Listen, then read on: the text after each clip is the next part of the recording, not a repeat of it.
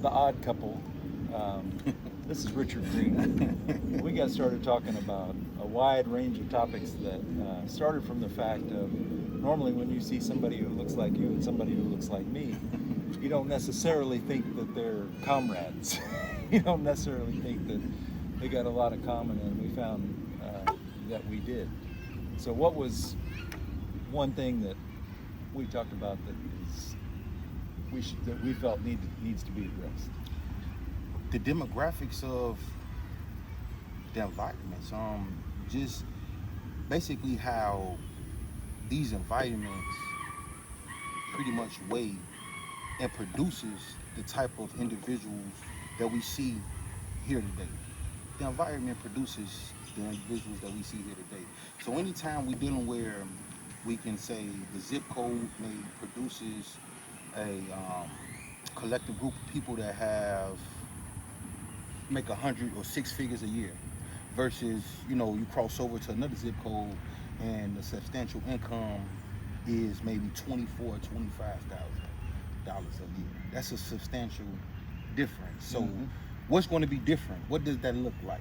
What does that environment look like? What does that zip code look like? What does that group of people that's occupying these areas look like? What's their mentality? What's their character? What's their attitudes? What's their perspectives? What shape all those things? So which one of those is going to have the better schools? Which one of those is going to have the upscale businesses? Which one of those is going to have a higher grade of police protection, even a different kind of police protection? Police response. One thing I think a lot about as an educator is that this voucher system that Texas wants to do now, because the people that own the private schools paid our governor to do it, even though it's been done other places, Chicago for example, is a horrible failure. Yeah.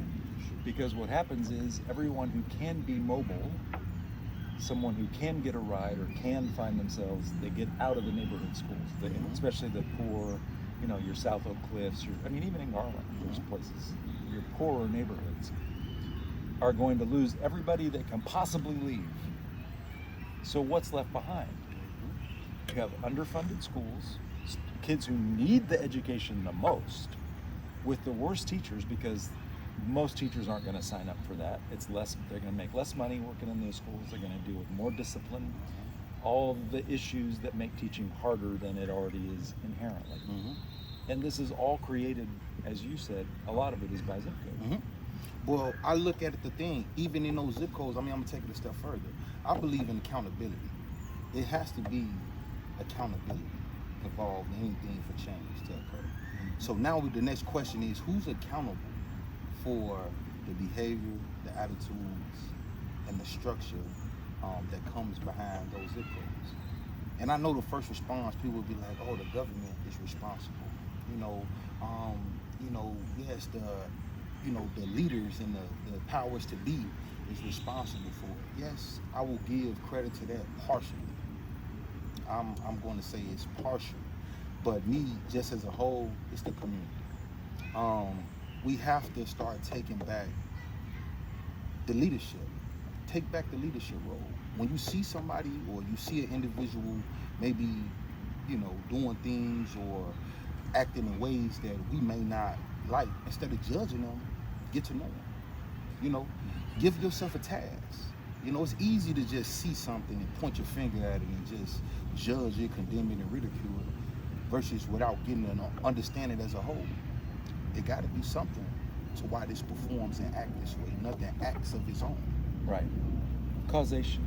I think a lot about that. I studied cultural anthropology my senior year of high school, and it got me really thinking about why people do what they do. And people do what they do, mostly it's environmental. Now some, For sure. you see the kids that have great parents and they wind up on drugs and whatever. For sure. That's over here.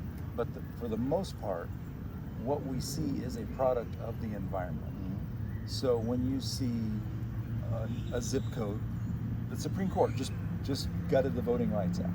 Well, the Voting Rights Act was trying to give people, especially African American people in the South, more say in state government, because they're the ones who are victimized by older white men who tend to run these things. I say Right. that as someone who is not older, but Right. in that stereotype. Right.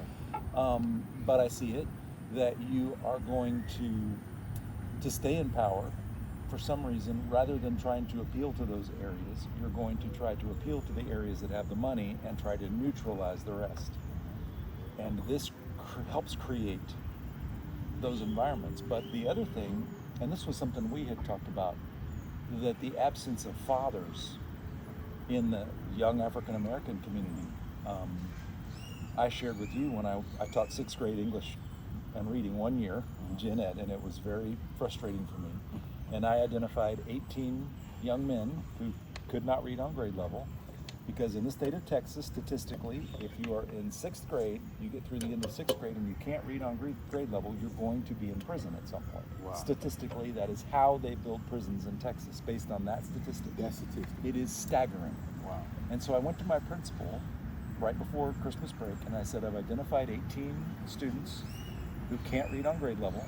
This is the statistic, and I had the article and I handed it to him, and I said, if we don't do something, this is an emergency, and if we don't do something, these young men are probably statistically going to wind up in prison. Mm-hmm. And I'm a very good reading teacher. I'm very good at teaching kids to read. Said, so give them to me. I've got a conference period for free. I will donate my conference period. Give me these 18 young men, and by the end of this school year, I will have them reading far above where they are now, maybe even on grade level. And he said, you'd be willing to do that? And I said, I'm not only willing, I feel like it's my responsibility. I've identified them. I know they can't read on grade level. Who's going to do something about that? That would be me. I'm saying, make it me. Give me those kids. I don't care about my conference period. Well, then he went and looked at it, and he came back and he said, well, yeah, the counselors won't let me do that. Why? Well, it interferes with football practice. Well, my God, we cannot possibly interfere with football practice in 6th grade, where the odds of them making it to the NFL are 1 in 17.2 billion, whatever. You are not going to make it to the NFL. Right. You probably won't even play college football, but you will need to read. Why is this the priority? And the bigger question is, with no disrespect, how is it that you have this white guy that's more concerned about the education and the fundamental education of these children more so than their own household, their own parents? Well, because they got to me without being able to read. So the fact that they even made it to you without the appropriate education says what? It's not your fault. You shouldn't have to bear that responsibility. You should cultivate it, nurture it when you see it, but it should be something plowed for you to be able to cultivate. Mm-hmm. You got to plow and cultivate. Right. Well, the way the education system is supposed to work is the parents are going to have them, well, two things. So parents, number one, but also the school system. How did they get advanced from 5th grade to 6th grade when they could not read or write on a 5th grade level? So there's number one. Why does the system, I know the answer to this, the system should not, there should be accountability, like you said. When Bernie Sanders talks about free college for every kid who graduates from high school, I think, yes, sir, under one condition, and that is that we have accountability for the kids graduating from high school. It is not, congratulations, you came to school, more or less, sometimes for 12 years, here's your certificate. That should not be a free pass to college. But every student who actually goes to school and actually earns a high school diploma, I'm good with free college. Exactly. Now, maybe there's some kind of civil service they do to earn that or something, but I'm good with that. So first of all, our system is progressing students who should not progress. But also, what you mentioned, you got, maybe it's a single parent. Unfortunately, in the African American community, statistically, that's high probability, For sure. and it might be a grandparent. I mean, a couple of my daughter's best friends are. One of them lives right across from you, and one lives in another complex right down the street, apartment complex. Their parents don't even care what they're camping at our house right now because their parent has so many kids that they're they're like, oh, you're taking one? You want to? One of them, her dad's always like, you want to take a few more? No, just the one, thanks. But he's a single dad. Right. Usually it's a single mom. Yeah. But he's a single dad trying to raise 5 kids. Yeah. And he doesn't know what they're doing most of the time. So I agree. Accountability has to start at home. But then it also, unfortunately, has to fall on the school system. And why pass a kid out of kindergarten who can't read? For sure. And my biggest thing on this is, you know, when I think of government, or if I think of anything that's job or the title is to govern, the first thing I think about is picking up where others lack. That's real stewardship to me. That's what it means to govern something. So the fact that we have here people that get the opportunity to present themselves in these ways, and it's nothing being a standard being set for them to say, hey, look, this is what we need from you. This is what we ask of you. This is what we require of you. It's no standard being set. Everybody feel as if today, in this modern day and age, that we can just live on free will, which you can, without consequences. Consequences is not effective, or is not as effective as it should be.